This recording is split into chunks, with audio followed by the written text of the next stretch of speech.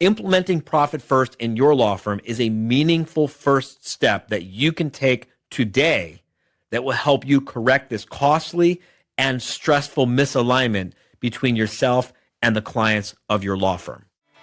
You're listening to the Profit First for Lawyers podcast, the official companion show to the book Profit First for Lawyers by RJon Robins.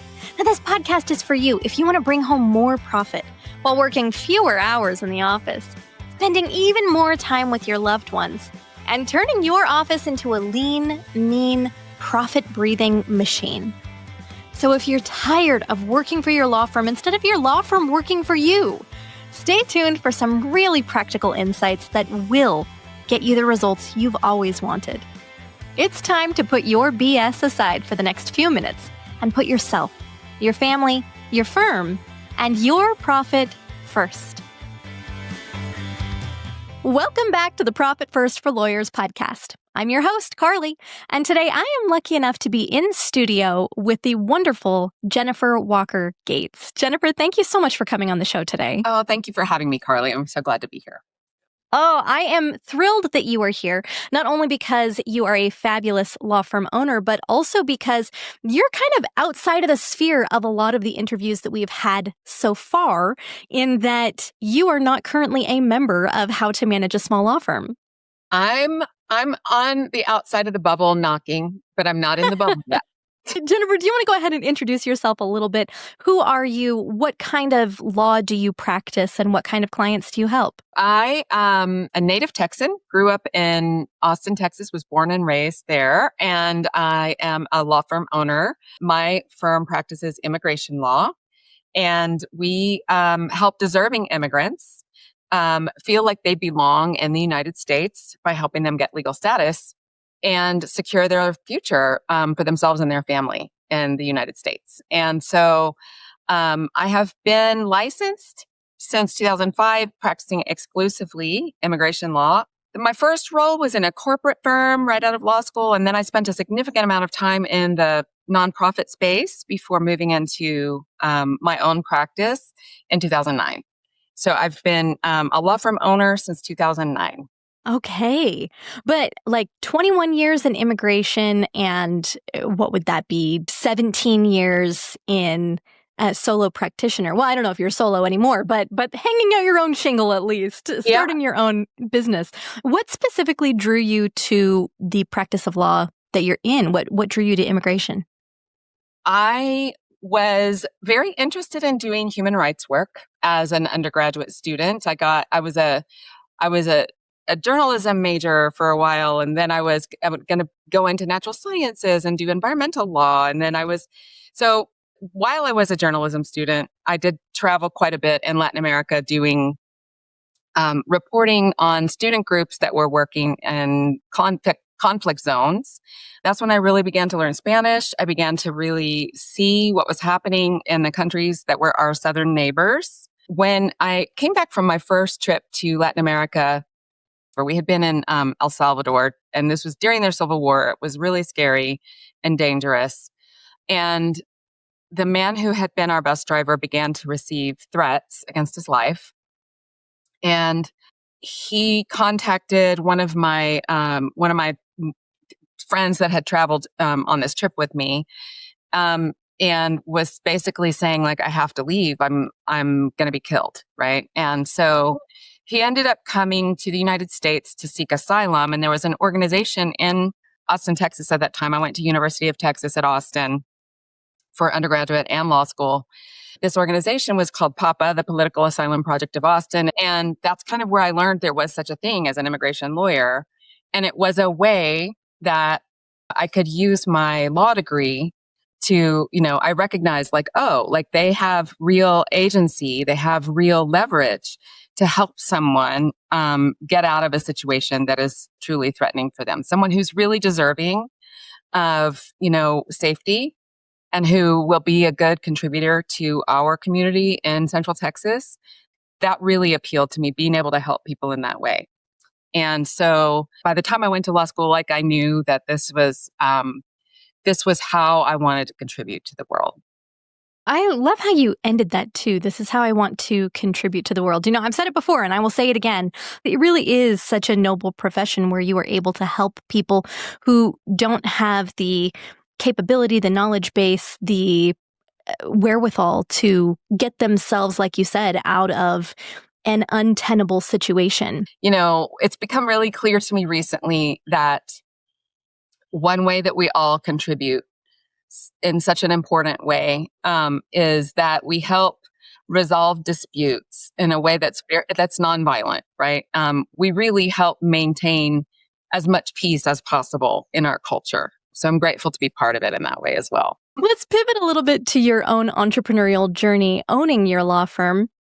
When is it, Jennifer, that you started following profit first accounting principles? Well, I read Mike Michalowicz's book in, I want to say maybe 2017 or 2018, and began to implement it as best I could at the time with, taking some of the principles and just sort of like working with them as best as I could in the law firm context. That book isn't specifically for law firms. So during those years, I had partners who were like, wait a minute, and I was like, look, we're just going to create some accounts to move some money to make sure that our savings is safe, right? We're just going to move the savings out of our own reach and make sure that like the end of the year is smooth.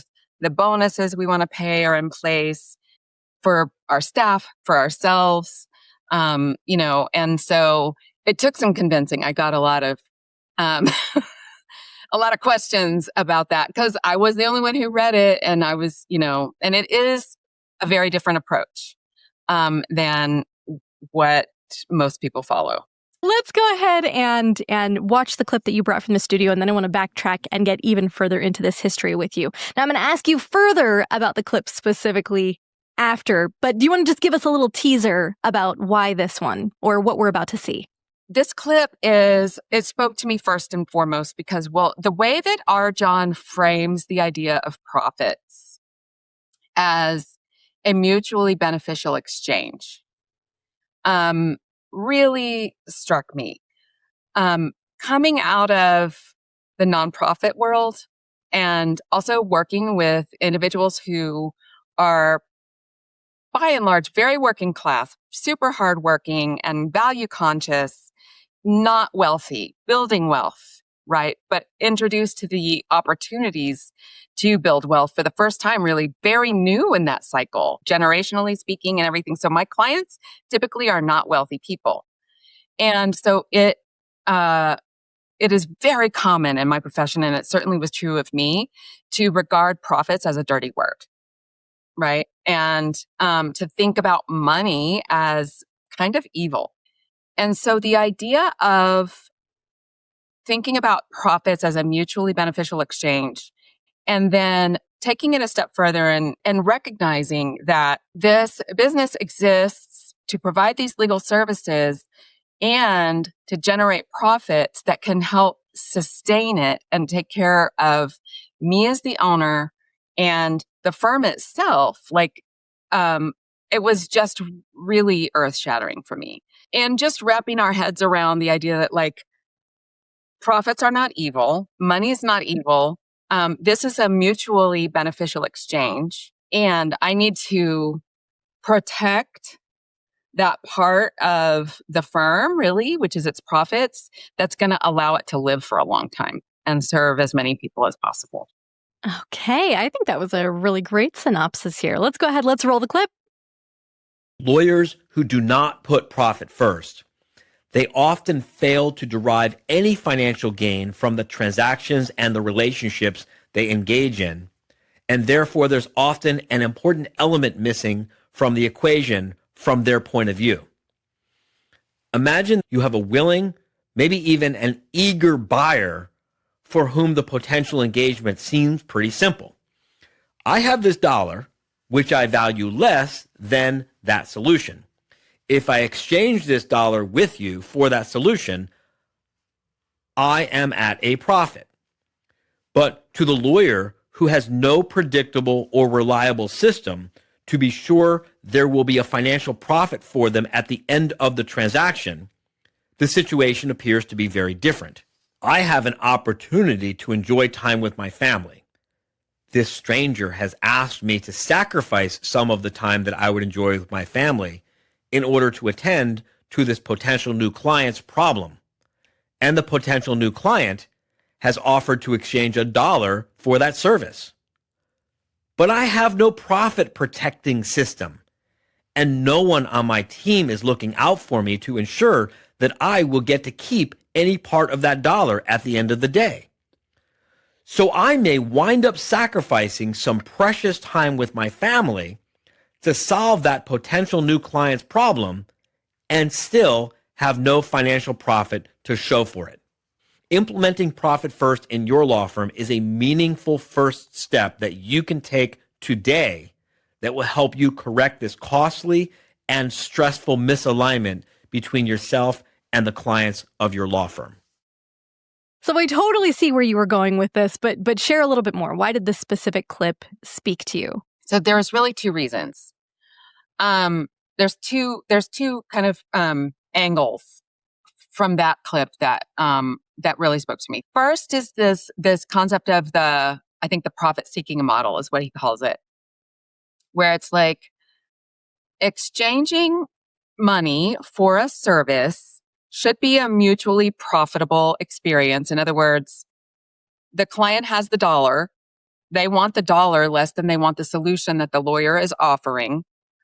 For those of us who came out of the nonprofit background or who just have, a relationship with money that suggests that money is somehow bad, this framing of profits as mutually beneficial is really revolutionary, right? And this idea of, commerce between a lawyer and the client being mutually profitable is really wonderful for me. It was very liberating for me. It was very helpful for me to reframe what I was doing and remove all of the guilt about like charging for my services, right? Then the second part that really speaks to me is this idea that like, okay, nobody else is going to be responsible for making sure that that I get anything out of this. This is my job to set up profit protecting systems. And the profit is what is going to sustain me, and it's what is going to sustain the firm in the long term. And so my job as an owner, I need to take this system seriously. Like I've had all kinds of other systems for like client intake and service delivery and processing the mail and taking the phone calls or whatever, but like none for protecting the money. And for making sure that the firm has the resources, the lifeblood really needed to get through tough times or survive an economic downturn or changes in the law or needing to hire or whatever it may be, including taking care of myself and my family and like the ups and downs of what may be happening in my world, right? Like when I started my firm, my husband was a home builder and it was 2008 and all of a sudden, all of his work just evaporated. He was our principal breadwinner. I was working at a nonprofit. And that was a really tough moment. But like our law firm, the one that he and I worked in together, pulled us through that. And I recognized that like I need to be able to protect the profits of this firm so that we can survive moments like that. So, okay, let's fast forward a little bit. So now you have read Mike Michalowicz's book, you've got some partners, and they're giving you a certain amount of pushback for Profit First. I'm very curious, like, how did you, number one, get their buy-in? Or did you, I guess? And how long did it take for y'all to set up the accounts? And what did you notice once you did? The buy-in was a done deal at the end of that first year when we didn't stress out about payroll at the end of the year. Then it just seemed like, oh, no brainer. Of course, this is how we do it.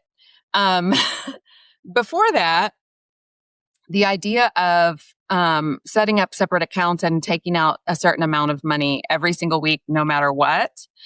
We took a simple flat percentage of gross revenues every single week. And we had different buckets that we put it in, but like it went into a high yield savings. It was out of our hands. It went away. We couldn't even see it anymore. I don't think I got buy-in really until the end of that year because it was such a weird way of going about it. But on the other hand, I was the one that was thinking about the money. I was the one reading the books. I was the one making sure that the accounts were flush. I was the one with my eye on like the transactions in the bank account. So they didn't really have a great deal of leeway to say like, oh, I don't want to do it that way. I want to do it this other way. You basically didn't give them a choice. You were just like, no, I read this book. We're doing it. Yeah, I was like, sorry guys, this is happening. I invited them to give me a better model, a better approach, and they didn't have one. Setting up the system was super easy. That system, the Profit First system, is super simple. It is not intuitive. Like it's not the way that we're taught to go about managing the revenues of a business, but the system itself is not difficult at all. The hard part was, first of all, just kind of getting started and being like, wait, can I really do that? Like, can I really? Like, I can just take money out like with no purpose and just take it out of the account. And then my partners being like, wait, you can do that? Also. But you did do that. We did. And what did you notice once you started seeing the results from doing it that way? It was pretty nerve-wracking right at first. But on the other hand, it wasn't like the money went all the way away. So we knew that like if something really crazy happened, we could access it if we really needed to. Did you ever? In COVID. Oh, yeah. Mm-hmm. Absolutely. Yeah, the pandemic put a whammy on our savings, but we've built it back. And the process itself of pulling that money aside is it's impressive how quickly you kind of gain momentum and you start to recognize that like it's not, you don't even miss it in the operating account. What would have been just kind of frittered away on something less significant or less important, or maybe very important, but maybe just not the right decision in that moment. It creates some constraint some structure, right? In terms of what the spending looks like, but but the savings, is very liberating. As somebody who has kind of self-described themselves as having a not great relationship with the word profit or with money in general, right? Or believing that money was evil. You know, one of the things that RJon promises in Profit First for Lawyers is that your mindset will start to shift. What kind of shifts did you notice once you started thinking about profits in this very structured way? It has been really revolutionary for me personally, in terms of what I am asking of my business. It really, I think, can really highlight differences between individuals and the way that different firms want to operate. And in the case of like me and my partners, we had really different ideas about how we wanted to approach the business, what we wanted it to do for us, how we wanted to manage the money. And it became really clear it was an amicable end of that business relationship and honestly best for everybody. And so I don't want to scare people into thinking like, oh God, this is going to like destroy my marriage or my partnership or whatever. No. I mean, it can help really clarify like, okay, this is a way that I am going to approach what my law firm is going to do and how I want it to operate in service of my life and in service of my clients. Those don't need to be mutually exclusive anymore at all. There's a lot of synergy there. And so really thinking about commerce between a lawyer and a client as being a mutually profitable experience has been a really potent change for me. Yeah. And I wonder too, Jennifer, because you did mention, profit first is just kind of general, here's the mindset, here's the structure, so on and so forth, but it's not particularly built for lawyers. What was different? You'd been following it for a while by the time you read Profit First for Lawyers. What kind of changes did you implement once you had? Oh man, one of the big mindset shifts that I really loved about Profit First for Lawyers that I don't remember finding in the first one, was this idea about, he's talking about static versus dynamic overhead, but it really fundamentally is this idea that so many things in my law firm that I was thinking about as expenses, that I was viewing as these kinds of oppressive burdens, as overhead, right? Like it's like even the word itself suggests this kind of oppressive weighing you down on top of your head idea. Yeah. But dynamic overhead is an investment. Our employees are investments. They help us generate profit for the firm and for the clients. The marketing that we're investing in, it's not an expense. It's an investment. It returns money. And there's a lot just more growth potential in the whole framing of it. You mentioned static and dynamic overhead. For anybody who is listening who maybe doesn't remember or needs a quick refresher, that should be chapter 10, I believe, in the book is all about static versus dynamic overhead. And kind of in a nutshell, it's static overhead are things like electricity and your internet. They're things that you can't pay more than your bill and get more electricity. That's not going to affect anything, right? So your dynamic overhead are things that if you pay a little bit more, they can provide you a bigger return. Static overhead is more, I pay exactly what the bill is and I have to have this stuff, right? But paying more doesn't necessarily net me more. We did an entire episode on this one. We'll link it in our show notes below for anybody who wants to take a look, kind of get that refresher course. Because as Jennifer was saying, like that is one of the things that I think, RJon has talked about. Mike and a couple of the other folks that he's spoken with have both said like, oh man, that is a different way of thinking about it, but it completely makes sense. Yeah, absolutely. It really makes sense. And it really highlights the idea of, a lot of the things that we think about as overhead are in fact investments if we ask them to be those things and we hold them accountable to be those things.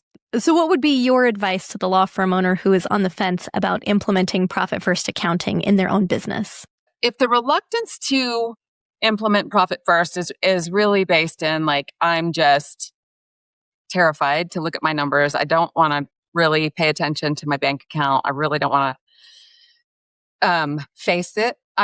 I have totally been there. I was that person. I have literally asked friends to hold my hand while opening like student loan bills and things like that. I mean, when back in 2008, 2009, like we almost got our house foreclosed on. Like it was really scary. I have totally been there and pushing through that fear and going ahead with the work of looking at it head on is so worth it. Like it's so empowering. There's so much power on the other side of that fear. So if the reluctance is because there's some other model that works better, I personally think that's great. Like it doesn't have to be the same for everyone. But if it's really just about fear of looking at the finances, I would welcome anyone who feels that way to just reach out. I will literally sit on a Zoom call with somebody and like you can screen share, we can look at it together. And I have done that. I have literally done that. And it, is a process of getting comfortable and teaching ourselves that like the really scary thing is in the vagueness and not really knowing what's happening. That's where the anxiety actually lives. I think there's that quote, what is it? You can avoid looking at reality, but you can't evade the consequences of avoiding reality. Right. And I feel like that's kind of here, right? And I love the advice to let a friend hold your hand while you do it. Right. I think one of the themes that consistently comes up on this page over and over and over again is the numbers are scary. And, I'm a lawyer, not a mathematician. And, right? Like it's scary, but the only place that you can make change is in reality. You can't make changes anywhere else. And so, okay, let's go ahead and switch tacks then. I feel like we've gotten a lot of meat out of your whole story. Thank you so much for coming on to share it with us. I wanted to ask you kind of selfishly, because we at How to Manage a Small Law Firm have spoken far and wide about, we've had a waiting list for the better part of something like 3 years, right? Part of our purpose for existing is to make sure that entrepreneurial law firm owners are liberated from the doctrine of sacrifice. And so we just give a whole bunch of free content away. And recently-ish, we opened up an official waiting room. It's a little more structured of a setting so that people who are on the waiting list, waiting for their turn to get into what we call the bubble, right, into membership, that they will get some good benefit from waiting around, lots of other free resources and ways that they can make their law firms better. So what is one of the best pieces of advice that you have taken action on, one of the most profitable pieces of advice you have taken action on, that has made a significant difference in your life and or business since joining the waiting room? Let me just say, first of all, that the whole waiting room experience has been incredibly valuable. I think we were asked to put down a deposit to be in it, and it has so far exceeded the amount of money that I spent on it in terms of the value that it's provided. I'm really, really grateful that I have had the opportunity to participate in that while waiting for the full program. Thank you. Yeah, no, it was like enormously supportive. And yeah, so much content, so much information. It felt like drinking from a fire hose, and I'm not even doing the full program. But the last workshop was called You Are Made of Money. And it really talked all about all the different ways that we can generate cash for our firm when we need it. And I think the principal tactic that I latched onto since learning about it is the G.A.S call. And so a G.A.S call is a call where you call somebody and let them know you give a shit about them. Like, you ask how they're doing, what's going on in their life. That has been so rewarding on so many levels. Like the G.A.S calls are great for my relationships with clients that I care about and that I want to keep working with. For those of us in the immigration field right now, this is a really great moment to be doing that.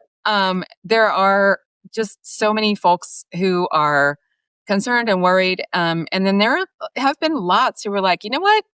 I got my status. I'm working. I'm doing great. Things are going well. We bought a house. Whatever. And it's like, oh, you bought a house. Do you need a referral for landscaping? Because, I've got this other client that I can refer you for that. We had a leak in one of the bathrooms. Oh, well, I've got, somebody else I can suggest for that. We're building also our Team 100 list, and it's by and large, it's lots of clients who are also entrepreneurs. And so anyway, that process, the G.A.S calls and the referrals has been very, very profitable on so many levels. Yeah, thank you so much. I love how you're kind of integrating all of these things and building a little bit of that community of carers. We do have a couple of really great resources. I believe there are QR codes in the book. Anybody who's read the book knows that there's a ton of QR codes in there. I'm going to link those landing pages in our show notes just for the sake of ease. Jennifer, have you noticed any difference or any profit, we'll use that word, since implementing these things in your law firm? Yeah, absolutely. Clients who were on the fence about moving forward with the next stage of their case, they're moving forward. People who have been just kind of going about their daily lives and working and not really paying attention to what needs to happen for their immigration cases are taking action. And that's great for them. And it's been great for our business as well. So it's going to allow us to grow. It's that here's the dollar that I value less than the solution, right? Right. That mutually beneficial relationship that you've been talking about this whole time. Oh, I love that so much, Jennifer. I've gotten so much out of this interview today. If I were going to gather up all of the individual pieces of things that we've spoken about, I would say kind of my main takeaways are, revisit your relationship with the words, money, and profit. Kind of lean into that symbiotic relationship, right? Nobody is worse off for you taking their case. If somebody is coming to you with a personal problem, it's because they care deeply enough about it to have it be fixed, and you are providing a valuable service for them. And they value your service more than they value the dollars that they're willing to spend to have it done, right? And number two, I would say kind of taking that a step further, right? Thinking about your business as a machine or a car. Money is the gas that you put in it to make it go forward. If you don't have a profitable business, you can't travel as far as somebody who does have gas in their car, right? If you want to help more people, you've got to fix your relationship to profit and to money. That's right. And then I would say also maybe find some ways that you can add additional value to your clientele. Let them know that you care about them, and that not only is beneficial for them, but it's beneficial for you. Again, nobody is worse off when you care about your clients and do good in the world, and that in turn helps you to be more profitable. Jennifer, thank you so much for this today. If somebody needed your services, if somebody was looking for a great immigration lawyer in the Texas area, how would they get a hold of you? On the web, jlw.law, jlw.law. We will also put those links in our show notes below for anybody who is looking for it. Jennifer, I have gotten so much out of this. Thank you for spending a little bit of your time with me today. I really appreciate it. Thank you so much for inviting me. I love the conversation. I'm so glad. And well, folks, that's what we've got for you today. I hope that this was as valuable for you as it has been for me. Stick around next time for even more great content that will help you to build the firm that you are desiring and hopefully get those results that you've always dreamed of. And we will see you next time. Thank you for joining us on another episode of the Profit First for Lawyers podcast. If you're enjoying what you're hearing, tell a friend and buy your copy of the book at profitfirstforlawyers.com. Your future self will thank you for it, and we will see you next time.